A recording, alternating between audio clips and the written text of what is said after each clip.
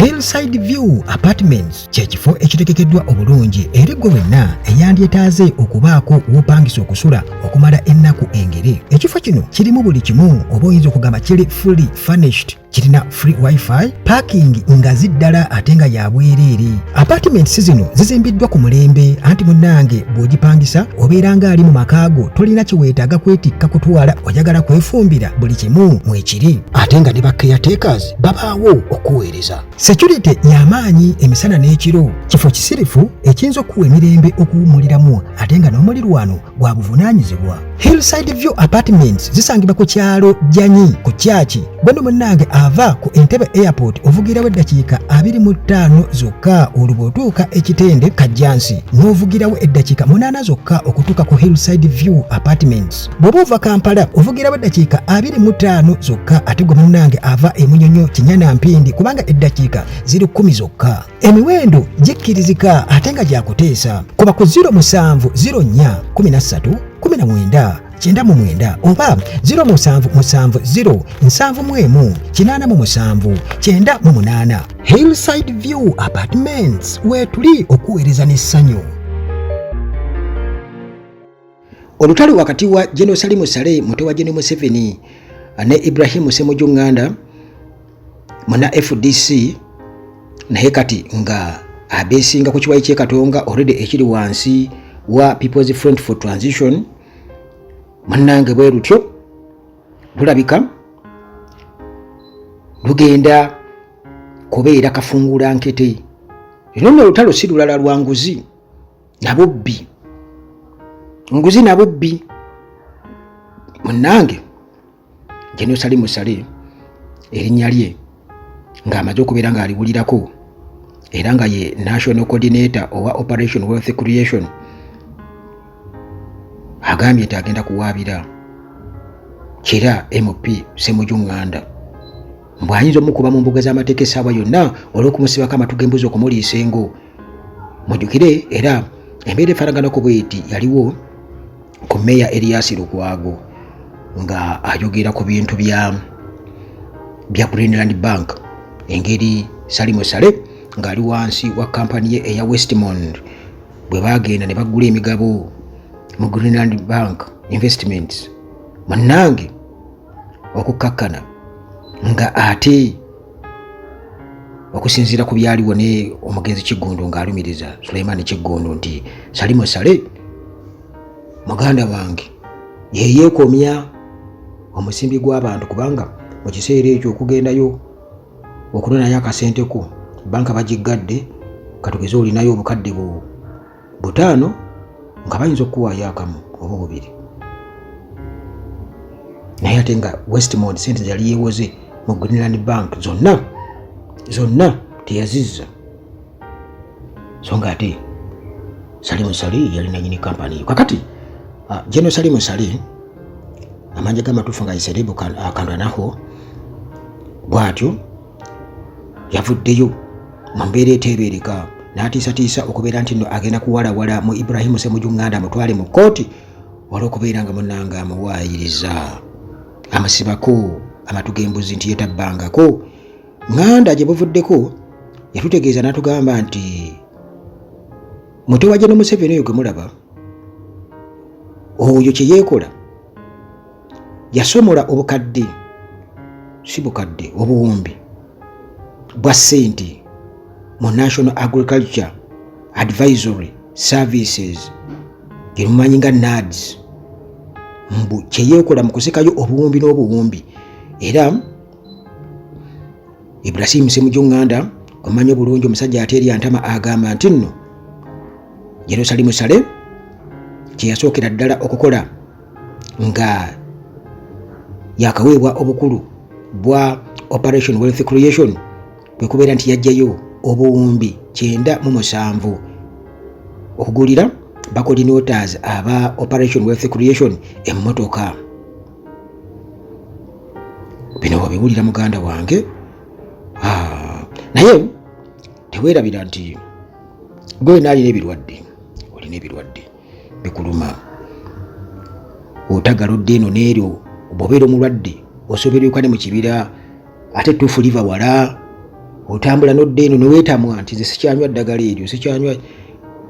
Waliyo omusawo ali qualified. Bwe ngamba omusawo ali qualified kitegeeza omusawo ali qualified.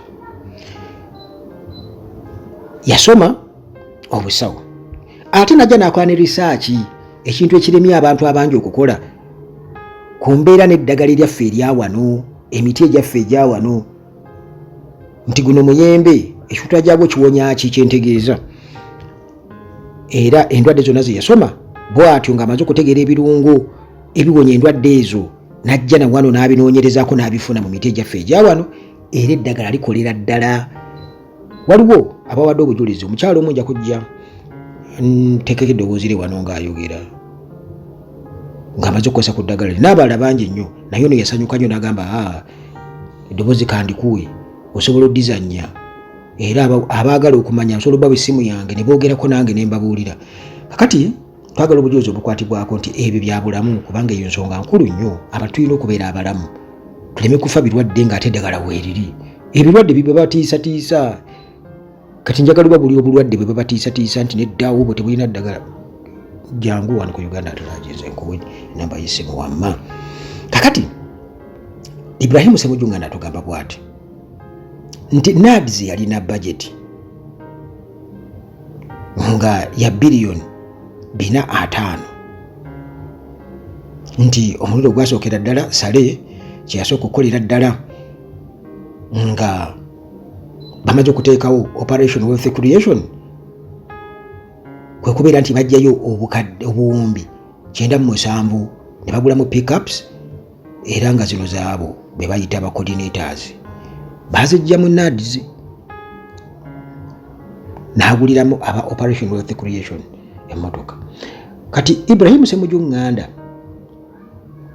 nga ayogera era ebyamuleetedde okuba ekyamutanudde okubeera ng'ayogera ku nsonga zino kwe kuyisa National Coffee Amendment Bill, Parliament gye yayisa juzi mu pressure wakati mu kusika omuguwa n'aba opposition.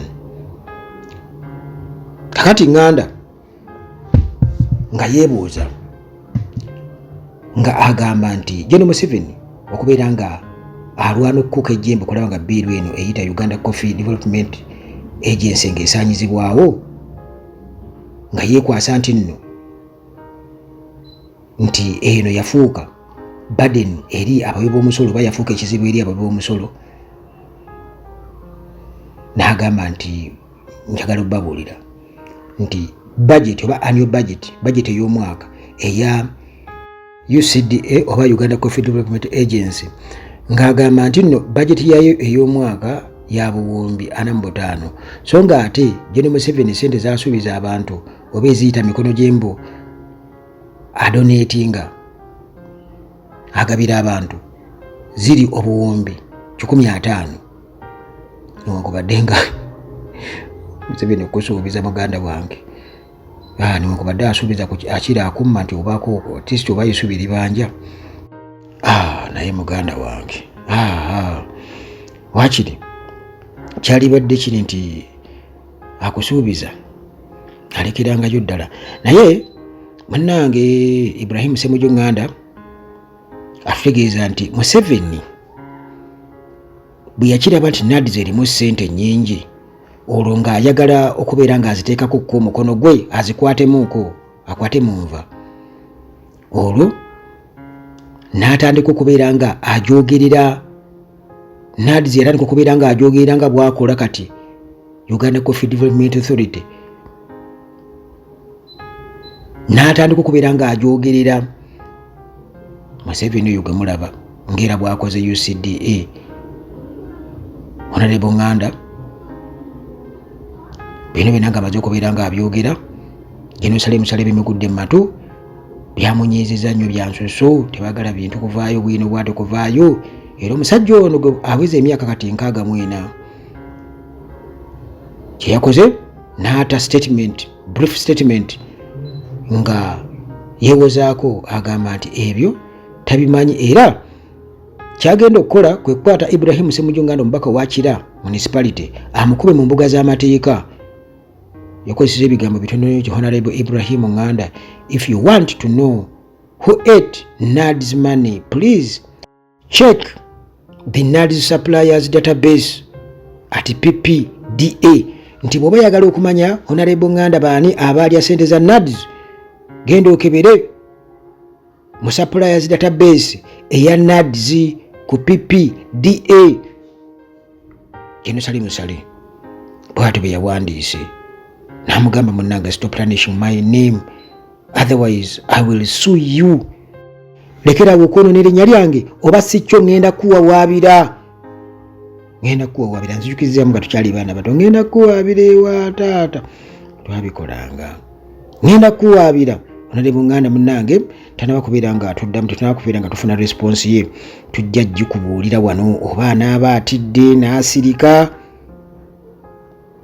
Waliwo abantu abamu kwegamba nga bw'oyogera ku bantu abamu nga Salimu Sale akugamba gw'ozannya namulira abasajja obamanyi. Kati munnange waliwo abagamba nti ajookinga na fire. Temumanyi Salimu Sale. Naye ku mulundi guli eri yasulukwako ng'aleese bwino ng'agamba nti Salimu Sale yasuula Greenland.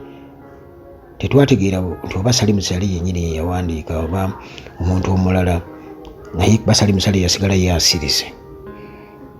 Kati mu ngeri y'okutiisatiisa. Naye tetugenda kutya. Ebintu ebimu birina okuba nga bivaayo biteekebwe mu musana. Kati bwe kuba kwewozaako kirungi nti kooti bwe kiba nti data tebakyusa kuba database data akyuka. Olaba baagala kyusa wa census. Naye ate oyo baba bamukyusa dda kubanga n'oli ajja kugamba ti mukakasiza ku kintu yoyo omutuufu. Waliwo kopi yonna gye tulina nga eri backdated. Katugeze nti mu ntandikwa nga tulaba oba 3/4 of the data kale wakiri mutuufu okusinziira ku myaka gire egyayita, kubanga nsuubira okuba nti alina okubaako we bamu updating nti kati ono wanaddizi bw'ati. Ebyo byonna birina muganda wange oyinza bituukako otya? Jani anga akuwadde olukusa ogenda obyakiseesinga kubanga bibalimu 5 byonna bibalimu 5 webiti. Naye katusabe Mukama Katonda atutaasi. Pase mu Uganda agamba nti kyekintu kye baakola NADS era kye baagala okukola Uganda Coffee Development Authority. Jeno Museveni atandika kubeera ng'ajogeera amafuukuuli ne NADS bw'atyo bwe yakola n'ajogeera amafuukuuli ng'agala ogisaanyaawo olwo nga yagala okukwata mu kasente kaayo mbu.